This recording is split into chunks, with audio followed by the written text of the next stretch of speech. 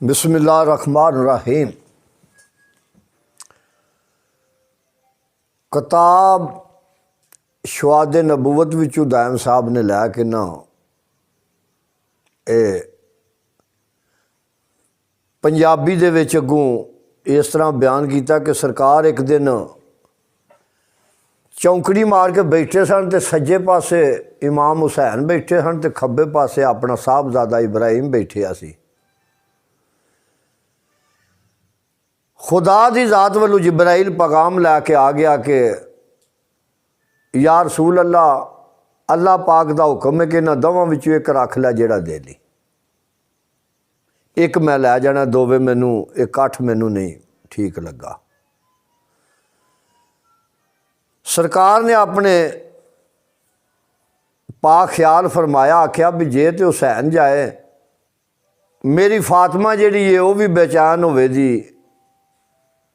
मेरा हसन भी बेताब होवेगा,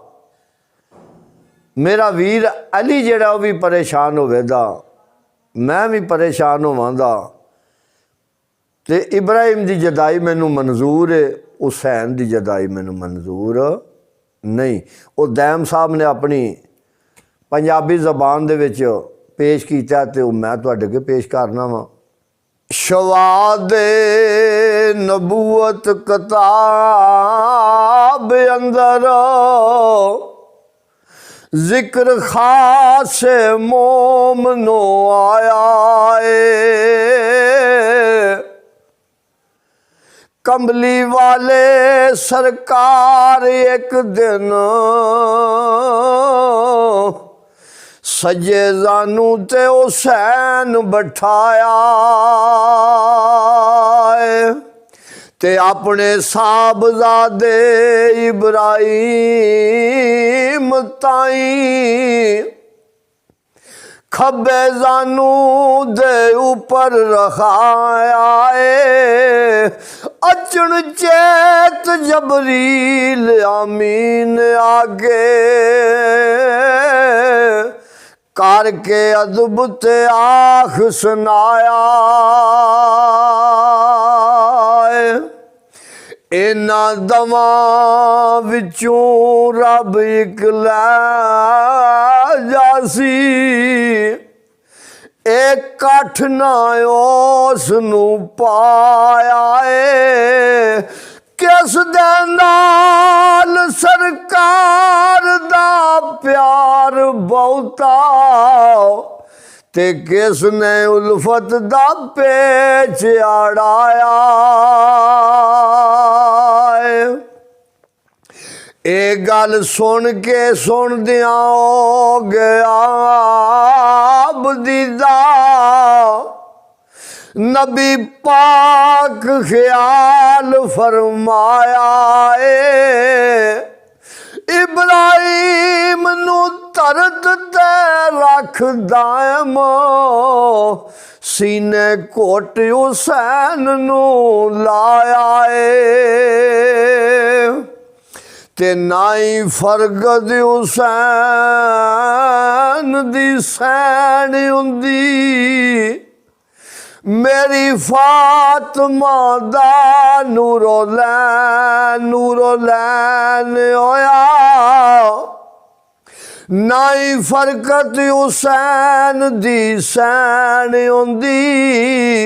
ए मेरी फातिमा दा सोना लाल होया। एदे जान थी सख्त वबाल ओसी, गोया कुणबे दा कुणबा लाल होया।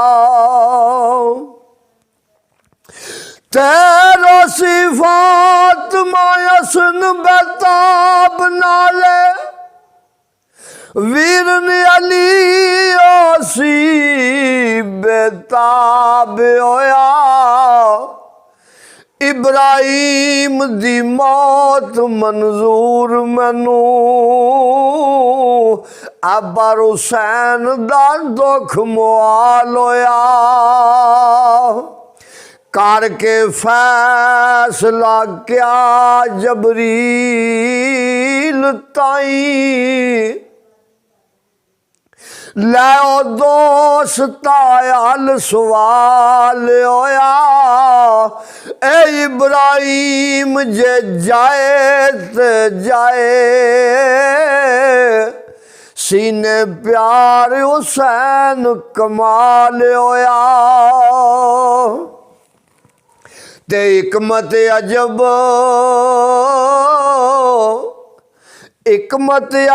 रब कदर करीम दिए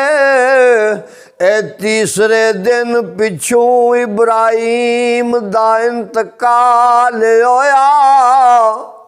उस तो बाद हुसैन ना घड़ी भुले एक कंबली पोशदा इंज ख्याल होया अहलन व सहलन फरमा के चुम मथा और सीने ला लिया जदों जमाल होया इब्राहिम नू तेथों कुर्बान कीता मेरा प्यार दायम तेरे नाल होया। सरकार फरमाउंदे ने मैं हुसैन विचों हुसैन मैं थी नित काल जे नाल लगाम नाया कर कबूल मौला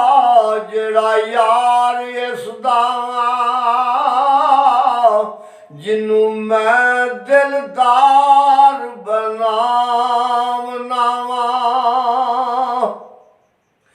थे बैठे पुशत नुमा वक्त नमाज जेकर और नहीं सजदियों शीस उठावनावा एदा खास आसास पास मेरे खुतबा छोड़ हुसैन नू चामनावा ते एक सबत बेमिसल सबात विचों अपनी चिश्मा दे विच बठावनावा ए सरदार सरदारां थी वखरा अज दी मैं तारीफ सुनावनावा ते पिया गैब दे परदियों चमकदा अर्शी सबर चराग जगाम नावा जिम्मेदारियां एदियां भारियां ने वेख वेख के नीर वगाम नावा थे लम्मी ओट दरादड़ी दूर सारे लम्मी वाट दरादड़ी दूर सारे सिरों पार थापना लावनावा और दायम किसे नहीं चुकिया अज ताई जेड़ा इस नू पार उठावनावा ते बचपन विच हुसैन दे नाज वेखो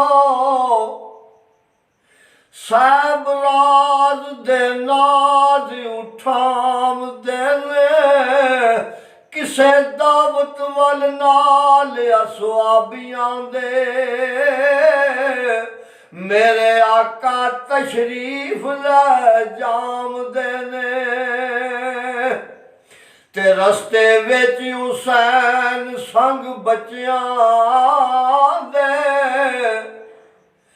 ਹੱਸਦੇ ਖੇਡਦੇ ਮੌਜ ਮਨਾਵਦੇ ਨੇ ਉਹ ਅਲੱਗ ਪਿਆਰੇ ਦੇ ਮਿਲਣ ਕਾਰਨ